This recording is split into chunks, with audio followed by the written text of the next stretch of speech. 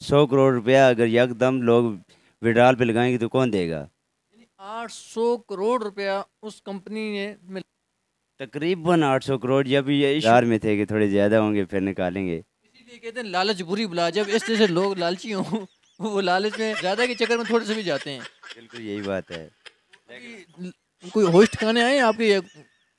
कहा जा रहा है कि मुबैना तौर पर इस वक्त तक आज़ाद कश्मीर और पाकिस्तान में 800 करोड़ रुपए का उस कंपनी ने फ्रॉड किया है। अगर आपने हमारा चैनल अभी तक सब्सक्राइब नहीं किया तो इसे सब्सक्राइब कर लें और साथ लगे घंटी के बटन को लाजमी प्रेस करें ताकि आपको हमारे आने वाली तमाम तर वीडियोस बर वक्त मिल सकें। अस्सलाम वालेकुम, मैं हूं तैयब कश्मीरी, आप देख रहे हैं यूट्यूब चैनल तैयब कश्मीरी। नाज़रीन, कहा जाता है कि दुनिया में जब तक लालची लोग मौजूद हैं तो दुनिया के जितने भी ठग हैं वो कभी भी भूखे नहीं मरेंगे। खासकर जब इस तरह के भाई के जैसे आप देख सकते हैं इस तरह के लोग मुंह वाले लोग मौजूद हों तो फिर लाल जो ठग होते हैं वो ऐसे मासूम चेहरों को देख के ही लूट लेते हैं। आप लोगों ने चंद दिन कबल सोशल मीडिया पर निबोला नामी एक ऐप का तज़किरा सुना होगा कि उसने आज़ाद कश्मीर में पाकिस्तान में एक बहुत बड़ा स्कैंडल सामने आया था। कहा जा रहा है कि मुबैना तौर पर इस वक्त तक आज़ाद कश्मीर और पाकिस्तान में 800 करोड़ रुपए का कंपनी ने फ्रॉड किया है। वो कंपनी कैसे फ्रॉड कर रही थी, लोगों को कैसे झांसा दिया जाता था और लोगों को कैसे वो पैसे देते थे या नहीं देते थे, वो तमाम तर चीज़ें आज हम इन भाई साहब से पूछेंगे क्योंकि ये भी उसके डस चुके हैं, क्योंकि ये भी लालच में आ गए थे। तो उसने बोला कि नामी जो ऐप है उसके हाथों ये भी डसे हुए हैं। तो इनसे जानने की कोशिश करते हैं कि वो तरीकाकार क्या था, कैसे वो जो ऐप है वो काम करती थी और कैसे उन लोगों को चूना लगाया गया है। अस्सलाम वालेकुम। वालेकुम सलाम। जनाब, क्या नाम है आपका? मोहम्मद फयाज नाम है मेरा जी। क्या सब वैसे बताएं, आप करते क्या हैं? मैं शॉप पे होता हूँ, इधर बर्गर का काम करता हूँ। यानी मेहनत मजदूरी करते हैं? जी बिल्कुल। इनको हलाल कमाते हैं इंशाल्लाह। हलाल कमाते हैं। ये बताएं, जो निबोला नामी ऐप आई थी वो कैसे काम करती थी, उसमें आप क्या करते थे, वो क्या हुआ था? वो असल में एक बंदा, मुझे नहीं पता हमारे इलाके में ये किस बंदे के ज़रिए पहुंची है, लेकिन ये फैसल फारूक जो इसका जीएम के साथ है, ये हेड मैनेजर था इस कंपनी का, उसने हमें कॉल की कि इस तरह एक कंपनी है, इसमें ऐसे आपने इन्वेस्ट करना है, 2000 करेंगे तो आपको 3% 2% देंगे, इस तरह परसेंटेज के हिसाब से दे रहे थे हमें। तो जब ज़्यादा से ज़्यादा पैसे जो जमा करवाएंगे उस हिसाब से देंगे। लोगों ने बहुत ज़्यादा पैसे लगाए, हमने भी लगाए। पहले शुरू में कितने पैसे लगाए जाते थे ये बताएं?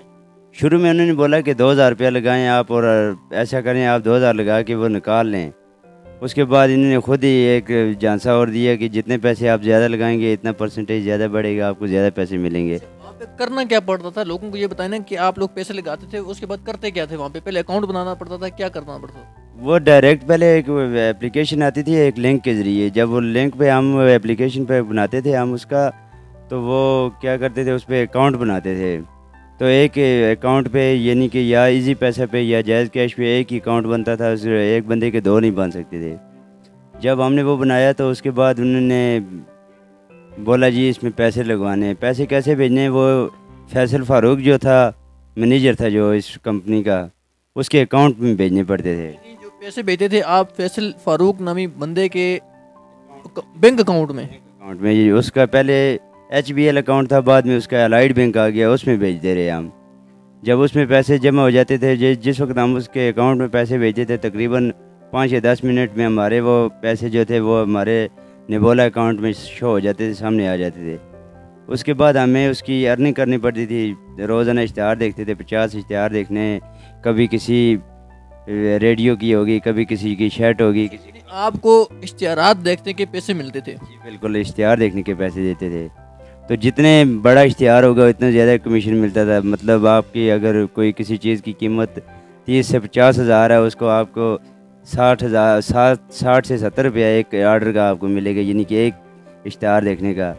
तो एक इश्तिहार देखने का आपको 60 से 70 रुपये देते थे? अगर ज़्यादा बड़ा इश्तिहार नहीं, हमें तो मुझे जितने कम इन्वेस्ट है उसके हिसाब से इश्तिहार भी आते थे। तो जितनी ज़्यादा इन्वेस्ट होती थी उतने बड़े बड़े इश्तिहार आते थे? उतने बड़े इश्तिहार आते थे। तो मेरे शुरू में 2000 मैंने लगाए थे। उसके बाद जब मेरे पैसे बढ़ते गए तो इश्तिहार भी बड़े आते गए। जब ये बंद हुई है गालबन, उस वक्त मुझे 28 से 30 एक ऑर्डर के आते थे, रोज़ के तकरीबन 1300-1400 आते थे मुझे। आप रोजाना 1300-1400 रुपये कमा रहे थे उस ऐप से? जी बिल्कुल, कमा तो रहे थे, वो उसी ऐप में आ रहे थे ना, हमने कहाँ कमाए। तो जब कमाए तो निकालने की बारी आई तो उस वक्त सुना शोर वर के बंद हो गई, बंद हो गई। आप उसमें कितने पैसे जमा हो गए थे? मेरे तकरीबन 27,500 रुपया मेरा था। आपने पैसे जाती जो लगाए थे वो कितने थे? वो मैंने 5,000 लगाया था। 5,000 रुपये लगाया, 10,000 रुपया अपने काम करके जमा किया था, तो वो सब चूना लगा के भाग गए। तो आपने कुछ निकलवाए भी हैं वहाँ से? नहीं, मैंने नहीं निकलवाया, रुपये भी नहीं? नहीं निकलवाया मैंने वहाँ से। ये देखिए, ये लालची लोगों का अंजाम होता है कि आप, ये बंदा दिन को मेहनत मजदूरी करता है, ठीक है, सुबह ये 8 बजे ड्यूटी पे जाता है और रात को 12 बजे जाता है, और दिन का ये 1,000 रुपये कमाता है। लालच में आकर इन लोगों ने 5,000 रुपये आपने ज़ाया किए कि हमें शायद ज़्यादा मिलेंगे। 5,000 रुपये भी गए, जो दिन वहाँ पे मेहनत करते थे, पूरा पूरा दिन मोबाइलों पे घुसे रहते थे, वो मेहनत भी ज़ाया हो गई। अच्छा, नेट पैकेज तो जो था वो भी गया, इसके लिए बाकायदा नेट पैकेज लगाना पड़ता था। रोज़ का हम हर हफ्ते का 300 का पैकेज लगाते थे नेट पैकेज, वो पैसे भी गए साथ में।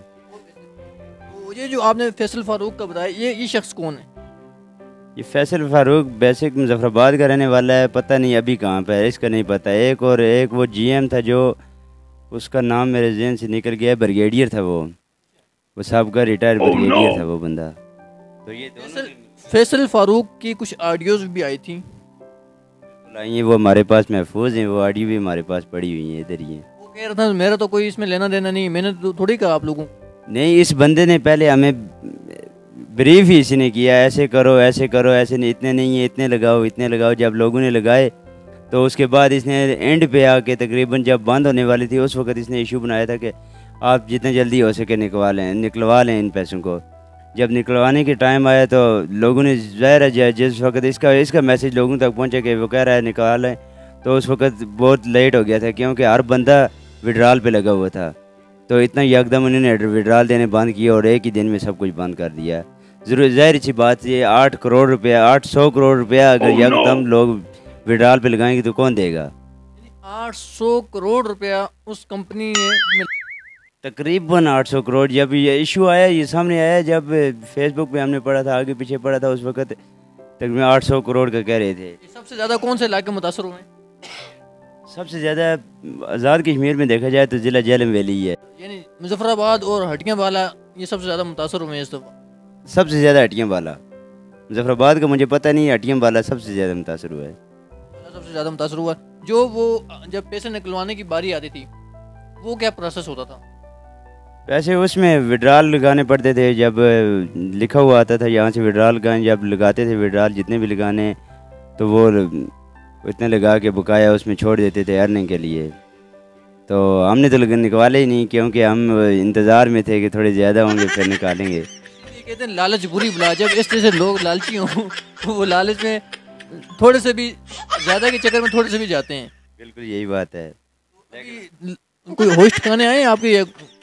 लेकिन मैं कह रहा हूँ कि आज के बाद अगर ऐसी एप्लीकेशन की आपको किसी की कोई भी बंदा, कोई ख्वाह कितना भी एतबार का बंदा हो, अगर ये बात बताता है तो आपने कभी भी ऐसा काम नहीं करना जी, कभी भी। आपने थ्रू कितने लोगों को इस एप्लीकेशन पे लगाया था? मैंने अपने थ्रू नहीं लगाया, एक बंदा था जिसको मैंने बोला मैं ऐसे कर रहा हूँ, ऐसे मुझे पैसे मिल रहे हैं, तो उसने आगे फिर उस बंदे ने आगे अपनी टीम बनाई थी, तकरीबन 25-30 बंदे उसने बनाए थे। अब मुझे नहीं पता उन बंदों के कितने पैसे गए हैं कितने नहीं गए, इस चीज़ का मुझे नहीं पता। आप मजीद कोई पैसे लगाने के मूड में थे कि मैं मजीद कोई इस पे इन्वेस्टमेंट करना चाह रहा हूँ?